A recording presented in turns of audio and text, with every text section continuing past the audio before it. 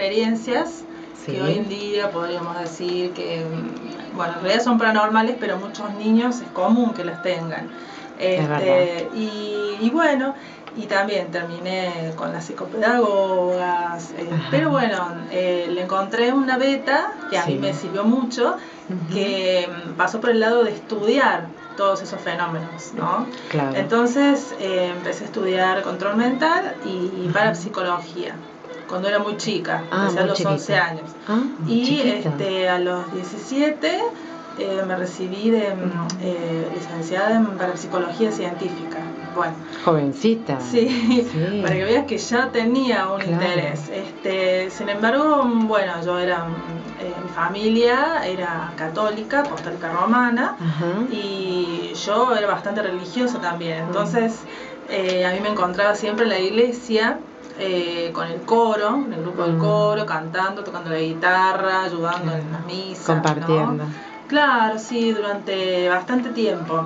Hasta que empecé a buscar un poco más respuestas, ¿no? A todas las preguntas que yo tenía, que en la iglesia, si bien yo era creyente, nadie me podía responder esas preguntas que yo tenía. Entonces me involucré con un grupo de estudios bíblicos, que fue una etapa bastante interesante, porque tuve un guía, maestro, que había sido sacerdote y que por lo tanto tenía un vasto conocimiento de lo que eran las enseñanzas de la Biblia. Y este señor sabía hablar arameo antiguo, hablaba hebreo, latín, entonces hacíamos jornadas de fin de semana donde estudiábamos, yo diría literalmente, la Biblia, ¿no? Claro. Pero fue muy bueno porque no era tan estructurado como la iglesia lo presentaba, y era muy abierto y podías aprender un montón de cosas. Pero bueno, pasó el tiempo por cuestiones personales. Más específicamente por una pareja que tuve, lo conozco a Claudio María Domínguez. Entonces, qué lindo. Sí, estuve bastante tiempo colaborando con él. Y bueno, y a partir de Claudio también conocí mucha gente. Cuánta experiencia. Sí, mucha gente relacionada a todo el tema espiritualidad práctica, que es lo que más hace Claudio. Y bueno, pasó el tiempo, yo un poco me alejé de todos estos temas, y bueno, vi que mi vida tenía que tomar un rumbo de alguna manera. Entonces seguí estudiando y estudié publicidad. Recibí de publicista. Qué lindo. Pero fue bastante fuerte para mí todo lo que aprendí en la carrera de publicidad, porque digamos que iba de alguna manera en contra de mi moral. Es decir, si yo hoy en día tuviera que trabajar en una agencia de publicidad, estaría yendo en contra de mis principios y mis valores. Entonces, inmediatamente me di cuenta que no iba a poder trabajar nunca en publicidad, por lo menos. Y empecé a estudiar a la par que publicidad, ya había empezado a estudiar comunicación. Y bueno, yo creo que el año clave de todo esto fue el 2011, porque ese año fue el año que yo me tenía que recibir. Y fue el año que este chico Matías de Estéfano hizo una convocatoria del 11 a reunirse en Capilla del Monte. Que si bien yo había estado en Capilla del Monte, pero yo era muy chica, yo había ido con grupos de personas que estaban en el tema OVNI, pero la verdad no me había servido de mucho esa experiencia, porque yo no tenía la edad suficiente como para comprender un montón de cosas, y bueno, nunca más había vuelto a Capilla, salvo excepcionalmente alguna charla de Sixto, o algo así. Y bueno, la verdad es que la experiencia que viví esos 3 días, el 11, el 12 y el 13 del 2011, de noviembre, me hicieron sentir que de alguna manera yo había descuidado esa faceta espiritual en mi vida, y que tenía ganas de hacer algo. Te volviste a encontrar con vos misma. Me volví a encontrar con todo este tema espiritual. Así que bueno, es algo que yo sé que hay mucha gente que puede estar a favor o en contra de muchas cosas de Matías, pero a mí me sirvió un poco para reencontrarme con este camino. Sí, fue la experiencia que vos viviste. Sí, Entonces, bueno, ahí yo sentí que tenía que colaborar de alguna manera. También en ese evento hubo otros fenómenos que me pasaron personalmente, que no es la idea de compartirlos acá, que también me colaboraron para sumaron. que yo me decidiera empezar a actuar. Empecé a ayudar a Matías, a colaborar con el grupo de Facebook. Cuando él fue a Córdoba, lo organicé todo en las charlas que dio ahí en el Parque Sarmiento. Qué lindo. Y bueno, y se dio que lo conozco a Richard, que es el que está conmigo en la fotografía, los que entraron a tu página, lo vieron ahí, y que bueno, a mí me sirvió mucho haberlo conocido a Richard, porque pude experimentar junto con él su pareja Sol, que es un amor, y mucha gente que hemos hecho varios viajes, experimentar un poco todo lo que es el contacto, ¿no? El contacto programado en un lugar. Y bueno, yo la verdad que no pensé que un contacto se podría programar. Y bueno, y con Richard la verdad que tuvimos una experiencia maravillosa, principalmente el año pasado cuando hicimos ese gran encuentro en el Parque Nacional Talampaya, donde hubo 350 personas de todas partes del mundo. Qué hermoso. Y la verdad que fue maravilloso. Sí, las vivencias que habrán tenido. Las vivencias, el encuentro, conocer gente de todo el mundo, y bueno, y lo que se vivió ahí, principalmente, la verdad que fue muy fuerte. Y bueno, surgió a partir de todo esto, de que yo empecé a difundir eventos y cosas y ayudarlo uno al otro, que algo inesperado, y es que un montón de personas empezaron a contactarme, a comunicarse conmigo y a pedirme que organizara cosas, que organizara salidas, que organizara eventos, que organizara meditaciones, que me preguntaban cosas. Por ejemplo, algo que para mí todavía no lo entiendo, que para mí es muy extraño, se siguen permanentemente comunicando conmigo personas que han tenido experiencias que ellas no terminan de explicarse o que no tienen con quién compartir, ¿no? Muchos chicos muy jovencitos, de 18, 19, 20 años, que viven todos estos fenómenos que les pasa y no se lo pueden contar a su familia, a sus amigos, porque se burlarían, les dirían que están locos. Entonces, no sé por qué motivo, se contactan conmigo y de alguna manera no sé bien, hasta ahora no termino de entender bien qué es lo que buscan. Sí, que yo los entienda, que los ayude, que los escuche. Seguro, algún consejo. Que lo oriente en algo, no, la verdad no la tengo muy claro todavía, pero y gente de todo el mundo.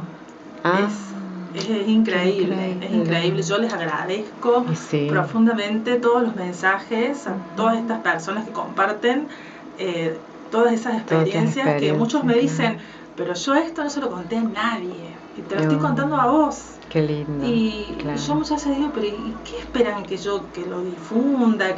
Entonces, bueno, empiezan a pasar todas estas cosas, y hay una persona de Capilla del Monte que me pide que empiece a llevar gente allá, que arme grupos. Bueno, entonces empezamos con el primer viaje a Capilla, que fuimos, un grupito muy reducido de personas, que fue en el 2012, y bueno, y surgió de que había gente que necesitaba, otra gente me decía, no, pero tenés que hacer charlas, porque la gente se quiere reunir, pero a veces no tiene tiempo de ir un fin de semana a la sierra, o no tiene los medios. Claro, depende, digamos. Claro, y bueno, ¿y qué pasó en el 2011 también? Otra cosa más que pasó en el 2011, que lo conozco Fabio Serpa.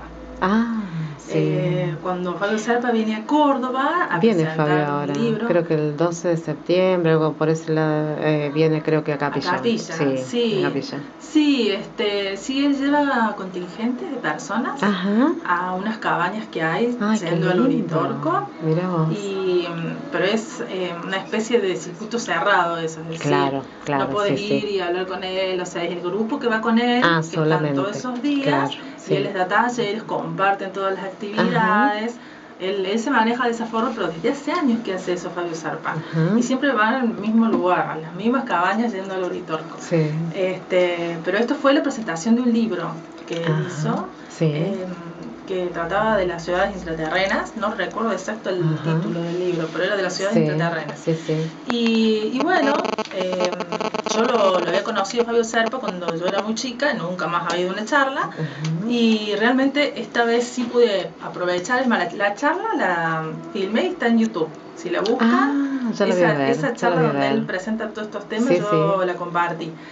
Y bueno, y tocó muchos temas muy interesantes. El tema que más me impactó a mí de todo lo que habló fue el tema de las cartas de Benjamín Solari Parravicini.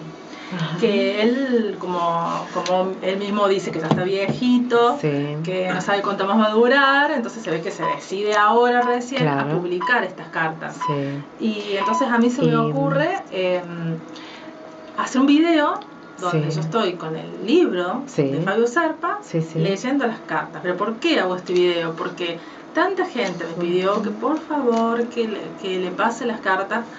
Y la verdad que son larguísimas, son un montón de hojas que yo no tenía forma de... No tengo tiempo material para ponerme a transcribir páginas y páginas de esas cartas. Entonces dije, bueno, la hago corta, la voy a agarrar, voy a leer las cartas, y bueno, que todo aquel que quiera saber algo más, que me escriba, que me pregunte, y yo no tengo ningún problema. Incluso en los talleres, en las charlas que doy, yo llevo copias de las cartas. Si a alguien le interesa, le doy la copia y listo. Las cartas completas, porque no las leo completas en el video. No, claro. Sin embargo, bueno, a partir de ese video, ¿qué ocurrió? Un montón de gente se empezó a contactar conmigo a pasarme más información sobre Benjamín Solari Parravicini, más información sobre la experiencia, sobre las cartas. Pregunto, ¿no? Para aquellos que no sepan, ¿quién es Parravicini? Bien, buen punto. Sí, es cierto, hay mucha gente joven sobre todo que no sabe. No, y gente grande también. Sí. Bueno, en mi caso es particular porque mi mamá lo conoció, a Benjamín Solari Parravicini. Mi mamá sufre de asma desde muy chica, y una persona vino y le dijo, ¿por qué no vas a verlo a este señor que es creyente, que por ahí te puede dar una mano? Yo realmente no sé por qué la mandaron a Parravicini, porque que yo sepa no curaba, o sea, no era esa su especialidad. Sin embargo, mi mamá fue. Y la verdad que todo lo que le dijo se fue cumpliendo con el paso del tiempo de manera increíble. Y él fue amigo de mi abuelo. No sé si habrá sido muy cercano, la verdad que no. Yo me enteré después que falleció mi abuelo. Pero como Parravicini estuvo viviendo un tiempo en Córdoba, que eso por ahí mucha gente no sabe, Parravicini estuvo viviendo en Córdoba, no vivió siempre en Buenos Aires. Y es más, no estoy segura, pero creo que la casa donde él vivía queda en Barrio General Paz. Mira. Sí, y bueno, entonces toda esta gente me empieza a preguntar por Parravicini. Parravicini era un pintor, pero además de ser pintor, era lo que hoy en día nosotros conocemos como un índigo. Parravicini desde pequeño, él hablaba con seres, con seres o personas que solamente él veía. Hablaba incluso, dice la familia, con la naturaleza. Bueno, él presentaba distintos fenómenos paranormales, como también videncias, precogniciones, ¿no? Y bueno, y todo esto era natural en él. De alguna manera él, yo creo que lo canalizó siempre a través del arte. Pero ¿qué pasó? Que él se empezó a dar cuenta que muchas cosas que él dibujaba, que pintaba, se correspondía con cosas que sucedían después. Él se empezó a dar cuenta de esto. Sobre todo en lo que pintaba. Y él no entraba en trance, no era lo que hoy conocemos como un medium, no incorporaba entidades, nada que ver con eso. Era tan natural en él que mucha gente que ha hablado conmigo, que me ha comentado que él estaba así, hablando como estoy hablando yo en este momento, y de pronto decía, esperen. Agarraba una hoja, lapicera, y le llevaba algo. Es decir, totalmente consciente, eso es lo más increíble. Y era un gran telépata, era un gran telépata. Pero bueno, él empieza a recibir mensajes de su guía, sí, ¿no? Sí, sí. Durante mucho tiempo, muchos años, que él en realidad no le daba mucha importancia a todo lo que recibía. Hay muchos relatos de gente que ha sido muy cercana a él, donde afirman que muchas psicografías las hacía un bollo y las tiraba, decían, no, esto no. ¿Por qué? ¿Por qué pasaba esto? Porque él recibía información, pero él no era intérprete de esos dibujos que recibía. Claro. Eso es algo que hay que aclarar mucho. Porque eran mensajes que él era el canal a través del cual llegaban esos mensajes, pero eran para la humanidad. No eran sus dibujos, no eran para él esos mensajes. Por lo general los mensajes verdaderos, auténticos, no son personales, son para la totalidad. Claro. ¿No? Esa es una de las características donde podemos ver, porque hoy en día hay tanta gente que canaliza, ¿no? Bueno, hay que ver, ese es un punto muy importante. Bueno, ¿qué pasó? Que en 1960, sí, 1960, él tiene una experiencia extraterrestre. Entonces, a partir de esta experiencia, él no solamente recibe mensajes a través de la psicografía de este guía que él tenía, sino que también empieza a recibir mensajes de estos seres extraterrestres. ¿No? Bueno, la experiencia que él tiene es muy fuerte. Sí, me imagino. Sí, y él lo cuenta. Nosotros tenemos, te cuento algo, nos llega, un día me llega a mi casa en un sobre, una revista viejísima, no sé de qué año es, no tengo idea quién me la mandó, me aparece por abajo de mi puerta, o sea que es alguien que ha entrado a mi edificio, porque yo vivo en un edificio, se ha metido y ha deslizado abajo de la puerta. Bueno, una revista que yo digo, ¿quién me manda esta revista vieja? O sea, yo no pedí ninguna revista, no me suscribí a nada, y cuando vi la fecha dije, no, ¿qué es esto? Bueno, y ahí hay una entrevista, que yo creo que por eso me la dejaron la revista, una entrevista que le hacen a Benjamín Solari Parravicini, donde él narra con exactitud y detalles toda su experiencia extraterrestre de esa noche, ¿no? Cuando él termina de ver la obra en teatro, My Fair Lady, y va caminando por una calle de Buenos Aires, una calle muy conocida, y de pronto aparece este ser. Él no iba solo, es decir, no es una experiencia metafísica, una experiencia física real, va con otros dos pintores amigos de él, que esto es muy interesante porque Parravicini era se podría decir un joven de la noche, era un joven que le gustaba tomar, le gustaba ir a los bares, salía mucho, él hacía una era una persona normal, claro.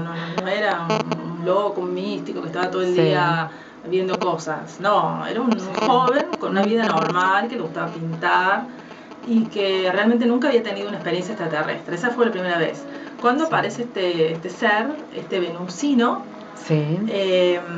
alto, con el cabello rubio y ojos celestes, que Parravicini describe como que eran extraños porque no tenían pupila.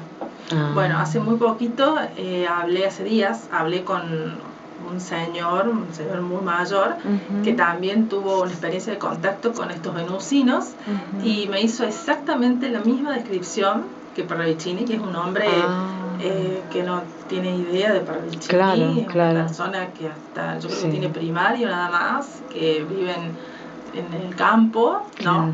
Y bueno, este señor me hizo la misma descripción, y lo que agregó, que ahí puedo interpretar un poco más lo que quiso decir Parravicini en esa entrevista, es que en lugar de pupila es como si dentro del ojo hubiera una luminosidad, un brillo, una luz, ¿no?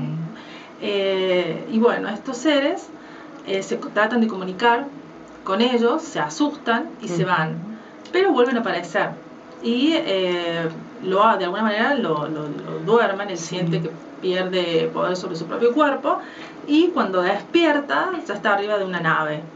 Él describe cómo la nave va por encima de Buenos Aires y ve por debajo de él el obelisco, ¿no? Y él va en la nave y aparece el obelisco. Entonces se da cuenta de que no es normal lo que está viviendo. De pronto aparecen estos seres que a todos él los describe iguales a todos, como si fueran clones, ¿no?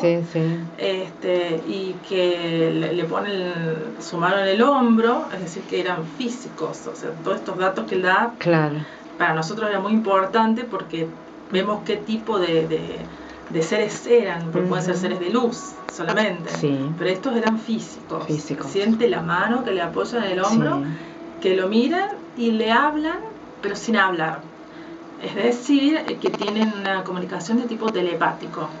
Y bueno, le dan un mensaje, le hablan de la Tierra y le dicen que de ahora en adelante él iba a ser un importante canal de cierta información que ellos necesitaban que él transmita. Y la primera información que le piden a Parravicini que transmita es increíble, ¿no? Eso es lo que vamos a hablar en la próxima charla, el caso Humo. Es realmente increíble porque le dictan una carta como si yo te dictara a vos, fulano de tal, 2 puntos, dirección, calle tanto, número tanto, señor, tal cosa, con una precisión que Parravicini no entiende nada. Y cuando él manda la carta, una carta que va de España, no tiene idea si realmente esa dirección existe, si esa persona existe, le dan datos, nombres, apellidos. O sea, es impresionante. Y esa dirección existía y esa persona existía. Y él lo comprueba gracias a una amiga de él que tiene en España y que confirma toda esta información. Y ahí es donde entra a jugar el famoso caso Humo, ¿no?